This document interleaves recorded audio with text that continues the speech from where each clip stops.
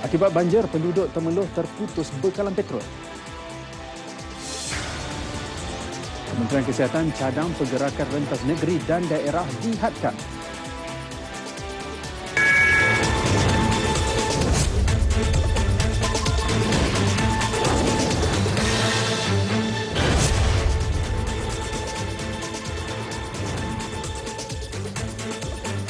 Assalamualaikum dan salam sejahtera.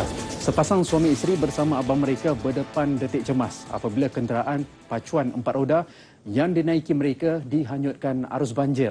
Kejadian berlaku jam 10.30 pagi tadi di Kampung Batu 10 berhampiran susul keluar Plaza Tol Cukai Kemaman, Terengganu. Mujur kereta itu kemudiannya tersekat di suatu tempat dan ketiga-tiga mereka segera memanjat bumbung kenderaan itu. Anggota bomba daripada Balai Bomba dan Penyelamat Kemaman mengambil masa kira-kira 15 minit untuk menyelamatkan mangsa dengan menaiki bot ke tempat mangsa terkandas. Mengikut laporan awal, mangsa dalam perjalanan dari Kuantan untuk pulang membersihkan rumah mereka yang terjejas banjir di Kampung Mak Cili, Kemaman. Tidak diketahui sama ada mereka sedar bahawa kawasan yang mereka lalui di Kampung Batu 10 itu telah ditutup kepada semua jenis kenderaan ekoran banjir. Juga akibat banjir, penduduk Temeloh terputus bekalan petrol. Hampir semua stesen minyak tidak beroperasi kerana kehabisan bekalan petrol sejak 3 hari lalu. Tinjauan di stesen minyak di sekitar daerah Temeloh mendapati semuanya kehabisan bekalan petrol. Hanya diesel terjual. Masalah berpunca akibat semua laluan ke daerah ini ditenggelami air banjir sejak 5 hari lalu. Faktor itu menyebabkan syarikat pengeluar bahan bakar itu tidak dapat menghantar bekalan ke Temeloh. Dah 2 hari dah bang. Memang tak ada minyak lah. Yelah orang banjir ni duduk tempat je. Tapi kedai buka? Kedai pun banyak baru start buka sebabnya baru ada api. Daripada Temeloh sampai sini ya. Dah bila lagi cari minyak tak ada ni? Daripada semalam ni. Ya. Habis tu? Kita tak tahu lah macam mana ni, kalau habis-habis lah. Tolak lah balik lah. Minyak tadi. Nak balik mana? Balik Hancang. Jauh. Jauh je lah. Hampir seluruh daerah Temeloh tenggelam ekoran limpahan air Sungai Pahang berikutan hujan lebat sejak 1 Januari lalu. Keadaan ini menyebabkan semua laluan utama di daerah ini tenggelam dan penduduk khususnya yang mendiami pesisiran lembangan Sungai Pahang terputus perhubungan. Jumlah keseluruhan mangsa banjir di 5 negeri meningkat dan masih melepasi angka 40,000 orang. Setakat lewat petang tadi, sejumlah 43,671 orang berada di pusat pemindahan di Pahang, Terengganu, Kelantan, Johor dan Perak berbanding 40,543 orang tengah hari tadi. Di Pahang, jumlah mangsa banjir di 284 PPS menunjukkan peningkatan iaitu 26,493 orang. Temeloh masih lagi mencatatkan jumlah mangsa banjir tertinggi iaitu 11,868 orang, diikuti Maran 3,486 dan Lipis 2,507. Di Terengganu pula, jumlah mangsa banjir sedikit menurun kepada 11,810 orang di 52 PPS berbanding 11,966 orang tengah hari tadi. Kemaman merekodkan pertambahan jumlah mangsa kepada 9,524 orang. Diikuti Dungun 2,198 dan Hulu Terengganu 88 orang. Sama seperti Terengganu, di Kelantan situasi banjir sedikit pulih apabila terdapat mangsa dibenarkan pulang ke rumah masing-masing, menjadikan 4,200 orang masih ditempatkan di 53 PPS. Kuala Kerai kekal mencatatkan jumlah mangsa tertinggi iaitu 2,124 orang, diikuti Pasir Mas 1,552 orang dan Tanah Merah 504. Turut berkurangan jumlah mangsa banjir di Johor iaitu 1,075 orang berbanding 1,222 orang tengah hari tadi. Serta di Perak, seramai 93 mangsa banjir daripada 24 keluarga masih ditempatkan di 2 PPS. Dianggarkan seramai 10,000 mangsa banjir dari 2,576 keluarga di sekitar Pahang menerima bantuan bekalan makanan. Agihan dibuat dengan menggunakan perkhidmatan helikopter kerana banyak jalan darat di kawasan yang terjejas tidak boleh dilalui kenderaan. Ikuti laporan yang saya sediakan ketika turut serta dalam operasi itu.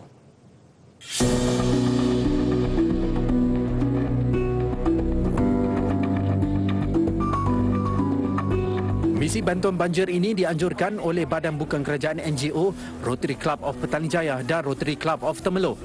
Misi bantuan menggunakan syarikat perkhidmatan helikopter, Systematic Aviation Services SAS dan Charter Aero Group diketuai Datuk Leong Yen Kit sebagai juruterbang. Sebelum operasi bermula sekitar jam 9 pagi, juruterbang diberi taklimat mengenai koordinasi menerbangkan bantuan makanan ke kawasan bencana.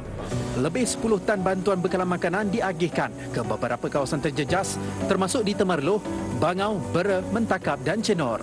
Pihak kami sekarang tengah membuat mobilisasi kepada penduduk-penduduk mangsa yang terlibat dalam banjir ini untuk seramai 2,500 penghuni, family, keluarga, 2,500 keluarga. Dan setakat ini walaupun kita masih mendapat permohonan untuk daripada kampung pedalaman yang lain, pihak kami cuba menampung dengan apa resources yang kami ada dengan tim saya kesemua di Rotary Club Temerloh ini untuk kita akan berusaha sedaya upaya untuk mencapai ke semua pedalaman kampung. Baik, saudara, di belakang saya ini kerja-kerja untuk mengagihkan bahan bantuan ke mangsa-mangsa banjir yang berada di sekitar Pahang ini sedang dijalankan dan saya difahamkan barang-barang ini dimuatkan di dalam helikopter ini kira-kira 300 kg dan akan dihantar kepada mereka yang terjejas. Dan di belakang saya ini adalah helikopter jenis Airbus dan helikopter ini akan melakukan beberapa trip untuk dihantar ke bangsa-bangsa banjir yang terjejas. Saya juga diberi peluang untuk mengikuti misi ini. Hasil pemerhatian saya dari udara, situasi banjir begitu teruk sehingga kan ada struktur bangunan tenggelam kerana limpahan air Sungai Pahang. Walaupun cuaca sedikit hujan, misi bantuan tetap diteruskan kepada mangsa banjir yang terlibat. Calls dari penduduk lain yang terperangkap, mereka akan call Rotary Call Center dan Rotary Call Center akan beritahu koordinat tempat lokasi itu kepada kami. Kita pergi reki dulu, nampak tempat yang sesuai untuk landing, baru kita balik ambil barang pergi sana untuk drop off. Sekitar jam 6 petang tadi, Pusat Operasi Bantuan memaklumkan terdapat banyak lagi mangsa meminta bantuan. Namun bekalan pek makanan semakin berkurangan. Kepada anda yang ingin menghulurkan bantuan, hubungi talian atau salurkan terus ke nombor akaun Rotary Club of Temerloh.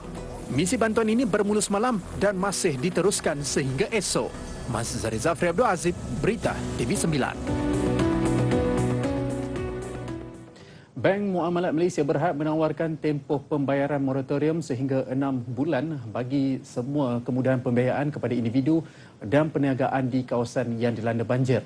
Moratorium ditawarkan kepada pelanggan yang layak bermula hari ini sehingga 28 Februari depan. Ketua Pegawai Eksekutifnya Khairul Kamarudin berkata, bank itu prihatin dengan kesejahteraan pelanggannya. Selain berdepan COVID-19, mereka terjejas akibat banjir yang sedang melanda serta merosakkan ladang dan menyebabkan perniagaan ditutup.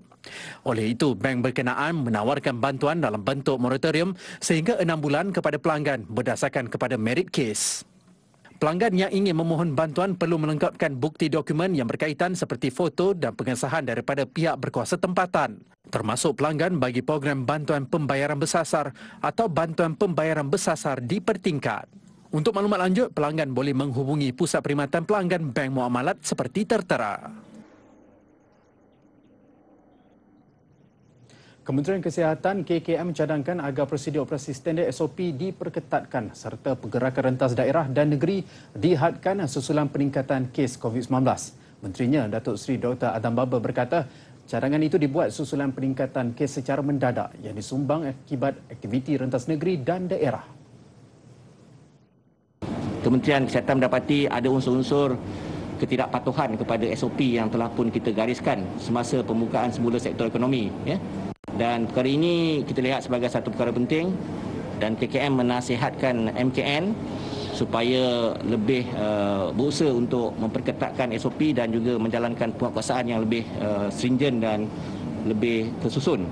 Di samping cadangan untuk kita menghadkan pergerakan rentas daerah dan rentas negeri kerana kes-kes kebelakangan ini terjadi kerana ada banyak rentas daerah dan rentas negeri. Beliau ditemui selepas majlis penyerahan projek naik taraf pusat pengumpulan darah di Hospital Sultanah Aminah, Johor Bahru siang tadi. Jelasnya terdapat juga kes jangkitan dalam kalangan komuniti berlaku ketika orang ramai menyertai majlis sosial. Kes berkenaan meningkat di kawasan padat penduduk dengan pergerakan yang mudah termasuk di Selangor, wilayah Persekutuan Johor, Pulau Pinang dan Sabah. Dalam pada itu, beliau berkata KKM juga akan mengaktifkan semula lebih banyak pusat rawatan dan kuarantin kepada pesakit berisiko rendah di seluruh negara.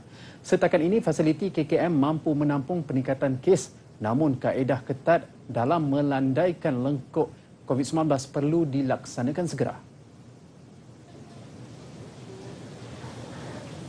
Malaysia merekodkan kes harian sebanyak 2,451 kes dengan Selangor kembali mencatatkan jumlah jangkitan tertinggi hari ini.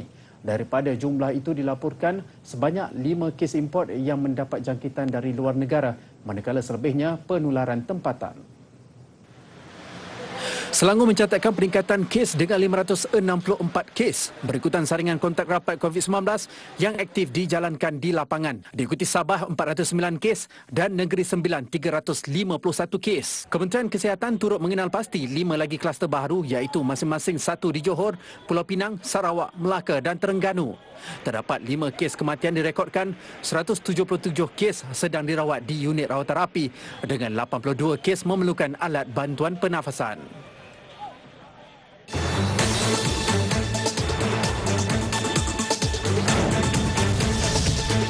Kerajaan menafikan pusat kuarantin dan rawatan COVID-19 risiko rendah PKRC di Maib Serdang sesak seperti tular baru-baru ini. Menteri di Jabatan Perdana Menteri, Datuk Seri Muhammad Rizwan Mat Yusof sebaliknya menegaskan pusat kuarantin berkenaan masih mempunyai kapasiti 40% untuk menempatkan pesakit.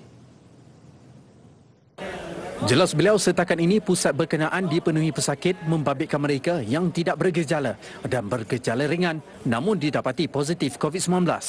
Pihaknya tidak menolak kemungkinan video yang tular disebabkan sifat segelintir pihak mengharapkan layanan atau tempat rawatan bertaraf kelas pertama. Kalau ada sedikit kekurangan, kita amat peka dan kita akan lebih sensitif untuk menambah baik keadaan itu. Jadi tak timbul isu mic itu sesak lah, terlalu kononnya, tidak. Cumanya digambarkan ketika orang berdaftar dan biasalah lebih duduk ramai-ramai, ada yang nak berkumpulan dengan kawan-kawan mereka. Jadi bila gambar itu boleh dinampakkan sebagai sesak, tetapi sebenarnya tidak cukup. In fact hari ini di MIAPS tu kapasitinya baru saja mencapai tahap lebih kurang 60%. Masih lagi ada kekosongan. Beliau berkata demikian pada sidang media selepas merasmikan Majlis Khatan Perdana 5.0 Ethnoscience bertanjak di Anggerik Malaysia Melekek Alur Gajah.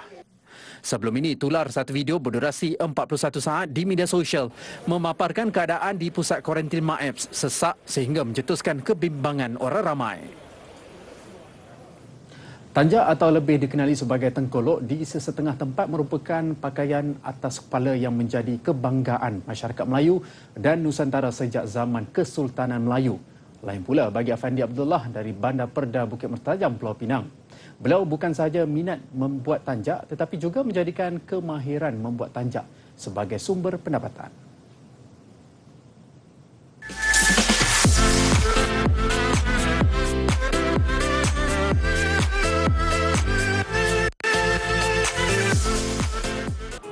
Berbekalkan kemahiran daripada seorang kawan yang juga merupakan seorang guru silat, Afandi mendalami ilmu mengait, menyulam dan menghasilkan tanjak sejak 3 tahun yang lalu.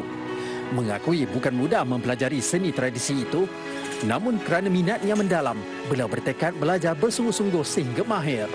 Ruang kecil yang berkeluasan 2 meter lebar dan 3 meter panjang di rumahnya, beliau jadikan sebagai bengkel untuk menghasilkan tanjak. Usahanya berbaloi apabila hasil gubahan tanjaknya mendapat tempahan daripada orang ramai, terutama untuk majlis kerajaan atau perkahwinan. Setiap tanjak dijual antara RM55 hingga RM75 bergantung kepada jenis, saiz dan bentuk yang dipilih oleh pelanggan. Kebiasaannya orang akan tempat tanjak macam balong raja ataupun dendam tak sudah. Biasanya dalam satu hari itu saya boleh dapat dalam 5 biji atau 6 lah. Tengok bergantung pada desain itulah.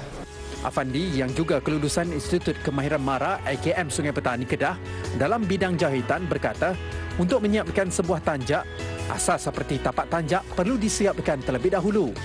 Ini disusuli dengan menyediakan bahagian lilitan dan simpulan sehinggalah kepada bahagian ubahan atau lakaran. Menurut Afandi, ada 3 jenis simpulan yang terkenal iaitu simpul kasih, segenggam garam dan simpulan palas. Untuk hasil yang lebih molek, setiap tanjak perlu dihasilkan mengikut kesesuaian si pemakai. Oh, dalam 1 bulan tu tak tentulah, dia ikut musim. Kalau ikut musim, kalau kata musim raya, yang terbaru ni walaupun time PKP tu hari pun tak silap saya ada juga dalam 20 biji lah. Sebelum tu banyak, sebelum masa 2019 tu dekat 100 biji kak. Katanya sejak penularan COVID-19, beliau menggunakan platform Facebook untuk mengembangkan perniagaannya dan berjaya menarik perhatian daripada peminat tanjak dari negeri-negeri lain seperti Selangor dan Melaka.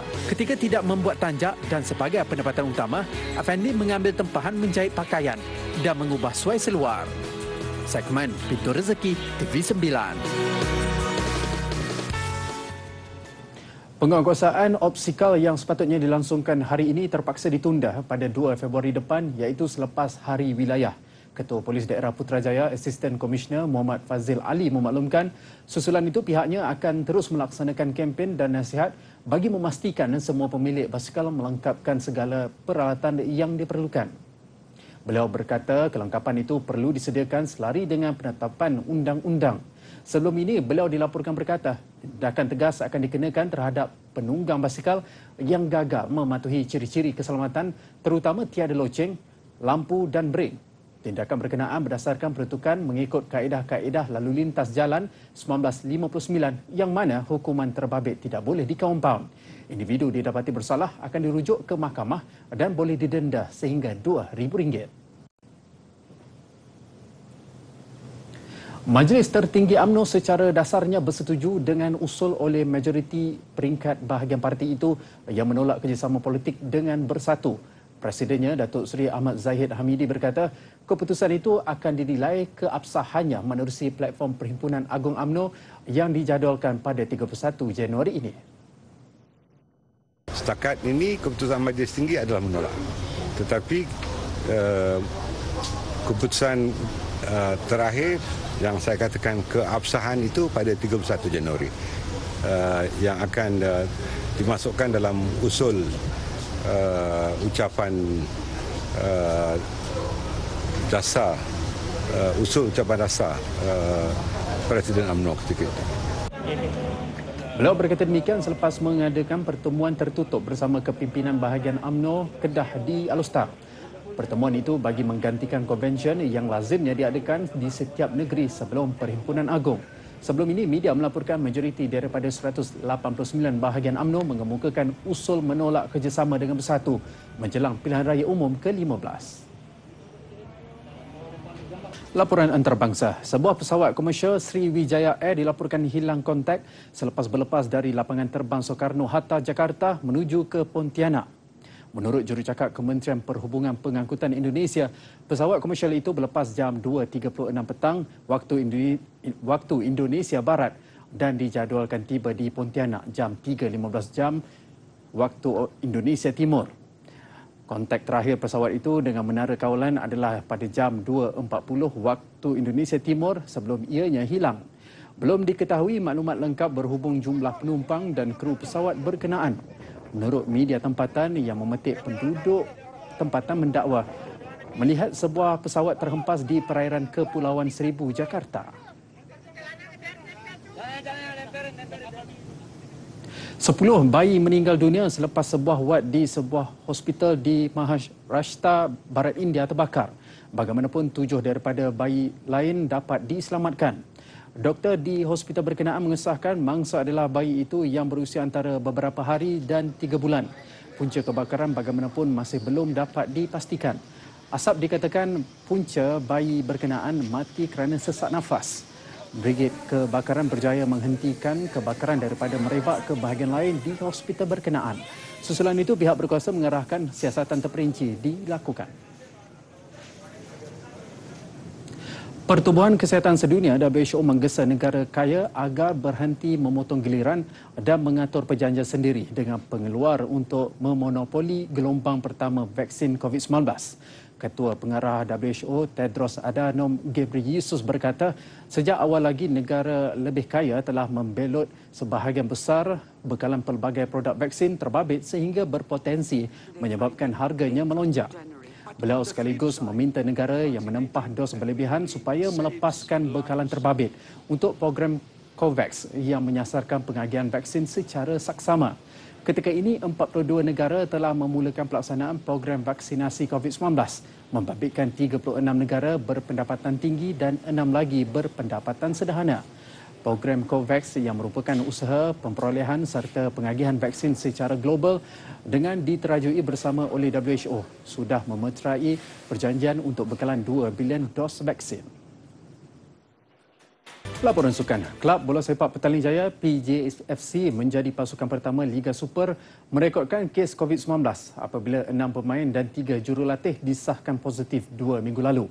Bagaimanapun 7 daripadanya sudah pulih sepenuhnya, manakala 2 lagi pemain meneruskan proses kuarantin selepas ujian saringan kedua 4 Januari lalu masih positif. Perkembangan itu disahkan oleh Ketua Pegawai Eksekutifnya Liga Bola Sepak Malaysia MFL Dato' Abdul Ghani Hassan petang tadi. Pada 29 bulan, semua pemain dan pegawai PSPC telah mengadakan penuh swab test saringan, dan ketika itu diketahui oleh pula SPC 22 jurulatih dan 6 pemain. Maka mereka semua telah pun dimasukkan ke ward dan alhamdulillah dan mereka telah berkeluar ketika orang masih ada di ward. Dan pada saringan kedua pada 4 Januari ini, baru ini, kesemua mereka membuat saringan yang kedua dan didapati 2 orang yang positif dan mereka telah dikuarantin di rumah lah, kuarantin. Dengan perkembangan itu menyaksikan PJ City muncul pasukan kedua Liga Malaysia yang mencatat kes positif COVID-19 selepas kelab Liga Premier Kuching City pada musim lepas. Dalam pada itu, dengan tempoh lebih kurang sebulan lagi sebelum aksi Liga Malaysia bermula, Datuk Ghani berharap semua pegawai, pemain dan jurulatih perlu mengikut SOP yang ditetapkan Majlis Keselamatan Negara MKN dan Kementerian Kesihatan Malaysia KKM, baik di dalam maupun di luar padang. Ia amat penting kerana ketika ini peningkatan kes positif COVID-19 di Malaysia amat membimbangkan. Liga Malaysia akan membuka tirai 26 Februari nanti menemukan juara 7 kali Liga Super Johor Darul Takzim JDT berdepan Kedah selaku naib juara Liga Super. Kementerian Belia dan Sukan KBS dan Majlis Sukan Negara MSN menghormati keputusan persaraan yang dibuat Shalin Zulkifli semalam. Apatah lagi sumbangan hampir 30 tahun mencipta kejayaan baik di kejohanan tempatan maupun antarabangsa sudah cukup bermakna buat arena sukan boli negara. Menerusi laman Facebook rasmi KBS, Menteri Belia dan Sukan Datuk Seri Rizal Marikan Naina Marikan menyatakan pencapaian Shalin sememangnya menjadi idola kepada pemain muda untuk mengikut jejaknya yang memiliki hampir 100 koleksi pinggan. Bagi Majlis Sukan Negara pula, ia bukan sesuatu yang mustahil sekiranya semua pihak bekerjasama merangka satu program yang menyeluruh bagi melahirkan jago seperti Shalin. Kerjasama antara NTBC dan MSN juga dengan negeri-negeri telah melahirkan produk seperti Shalin Zulkifli. Jadi ini bermakna kalau kita menyediakan satu program pembangunan yang menyeluruh dan disokong oleh semua pihak, kita akan dapat melahirkan jago-jago seperti mana Shalin. Dan mencecah usia 43 tahun, Shalin kini merancang untuk menyertai sirkuit profesional di Amerika Syarikat April nanti, selain mahu melanjutkan pelajaran dalam bidang psikologi sukan. Baik, saudara, terus patuhi SOP mencegah penularan COVID-19 selain sentiasa berwaspada dengan amaran banjir.